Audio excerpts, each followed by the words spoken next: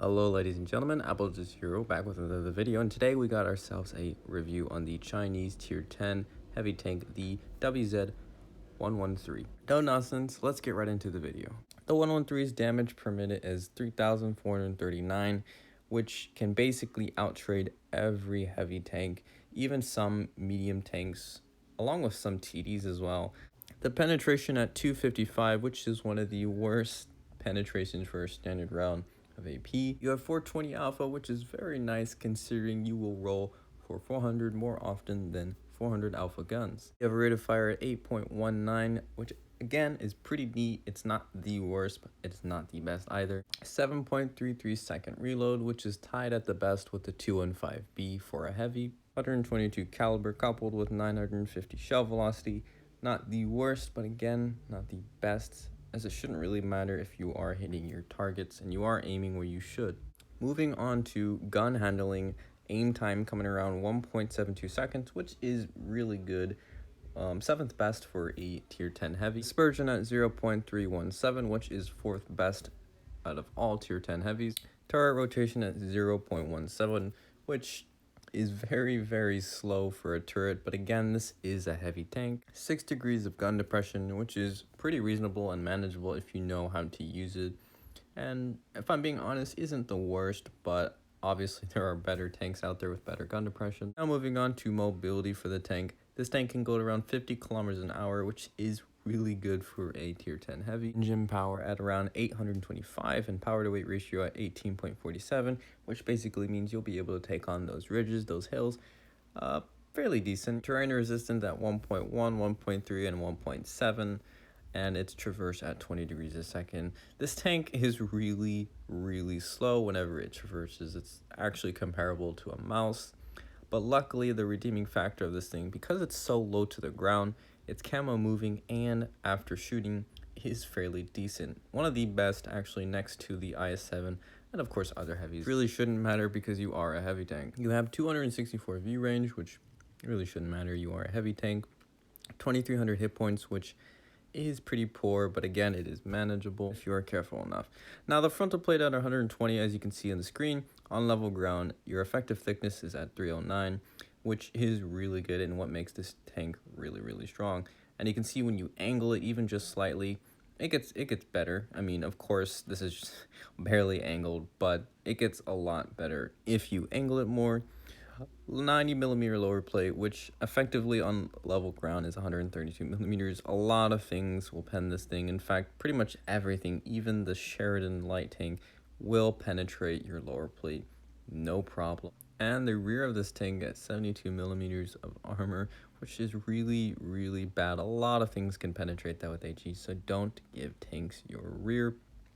Its turret armor at 260, its effectiveness at 273mm, which is pretty weak. A lot of things can just load the gold. Even some standard rounds can pen that. And you can see there the hatches at 160. So a lot of tanks can pen you frontally if you are not careful. So do be careful when you are playing this thing, because as you see, weak points are not too strong. And that's the only thing on the tank that cannot be penetrated reliably, of course.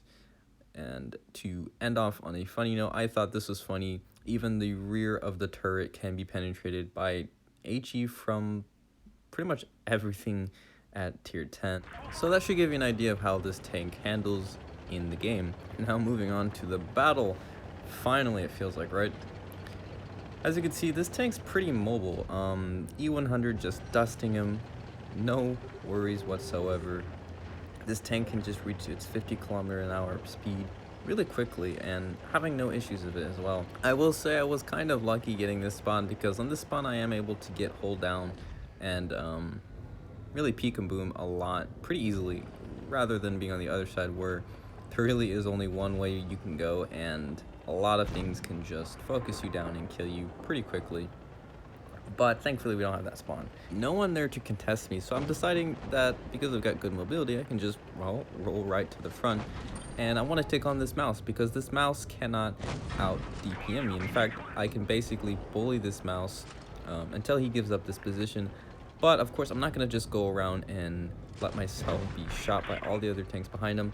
I'm going to use my armor and I'm going to use my reload speed to poke out only when I need to. Now, I personally wouldn't be fighting a mouse because you'll see here in a second, I put in the shot, but because the mouse is basically like 5 feet above me, he doesn't really need that much penetration to really pen me because, again, this tank is not too difficult to penetrate. That IS-8 bounced because he only saw my upper plate. As you can see, I'm driving up, I'm only showing my upper plate, and he only has so much of my tank to shoot. And then as you can see there, the mouse, he can just easily pull up in front of me and pen me with no issues whatsoever. And that's kind of what's great about this tank though. Even though you are easy to pen, what makes up for that is your DPM, your insane amount of DPM. 420 alpha, while 400 alpha may only be 20 hit points different from 420, that extra damage does over time stack up, especially when you're using high explosive and you're shooting at soft targets. And speak of the devil, the FV on our right. Now I'm gonna go ahead and rush him because he is lower hit points and I can pretty much just clear him with no issues, and he's not even paying attention to me, so that makes this even easier and a free kill if I'm being honest. And right to the front of him. Then I see the 268. I'm gonna go ahead and drive up forward, and as you can see, he was about to put a shot onto me, but if I was in something like an IS-4, he would have easily just turned and shoot. But he couldn't because I got to the position a lot faster than he anticipated, allowing us to pick him up for our second kill. And there's the 183, and man, like, talk about timing. that T92 really did mess up our shot there. And just like that, the game's over and we did 4K. And that's what I mean, this tank can just rack up damage like it's nothing. And for some people, when they're talking about 20 damage more, it may not mean a lot, but for me, I notice that whenever I'm fighting other heavies, that extra 20 damage does help, especially when you're considering your damage per minute. So we got another game on Dead Rails, and again, this is a map where you have to have gun depression. I mean, as you see, the FE, or no, the Conqueror, the FE, even fighting FEs in Dead Rails is difficult. Even Conquerors are even worse, let me tell you. But nevertheless, we still have to work this ridge. As you can see, luckily we have this spawn because I'm able to just use that little hill behind me, and I can just back up and have my gun down, as you can see, and I'm able to get early shots into that Conqueror and pull back down because I don't want to risk getting shot by those TDs. As you guys learned earlier, this tank is very easy to pen, and some mediums can pen this with no issues, so I don't really want to take my chances with tank destroyers, especially that 183. That's something I just don't want to risk, because even if he doesn't even pen, he just needs to splash me for 500, 600, and I'm already nearly half of my hit points gone, and I don't really need that. I need to save my hit points. I need to stay in the battle. And just when I poke over to try and get a shot on that KPZ, turns out he's actually right in front of me.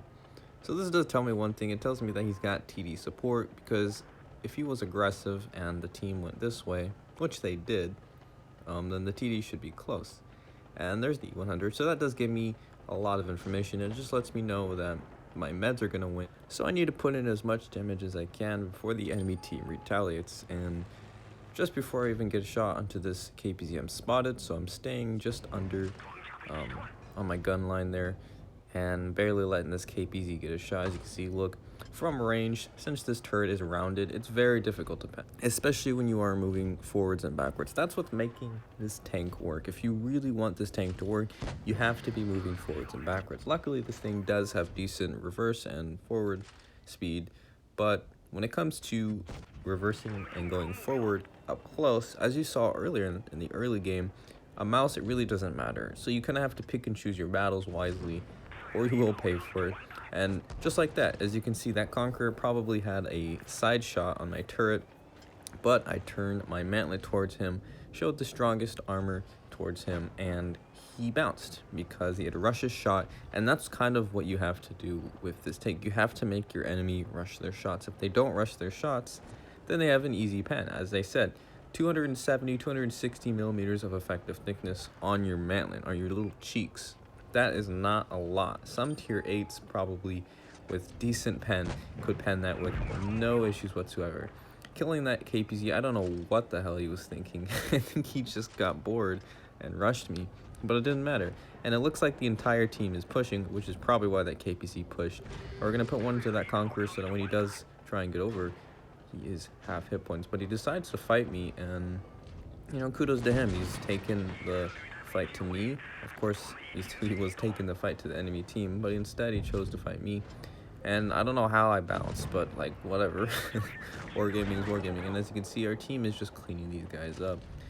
Not a really great example in terms of getting a lot of damage, but you see on maps where you only have 6 degrees of gun depression and you're a heavy, you can make it work. You could have done the same thing in the IS-4 that I just did in the 113. The only difference is that it's just not an IS-4, so I can't really just stick my head out and expect to bounce. So there's a lot of passive and proactive playing behind the scenes with this tank, because it really doesn't have the armor profile for it, but at the same time it does. So you can see where it's kind of tricky and finicky, where you kind of have to just, you know, work the map.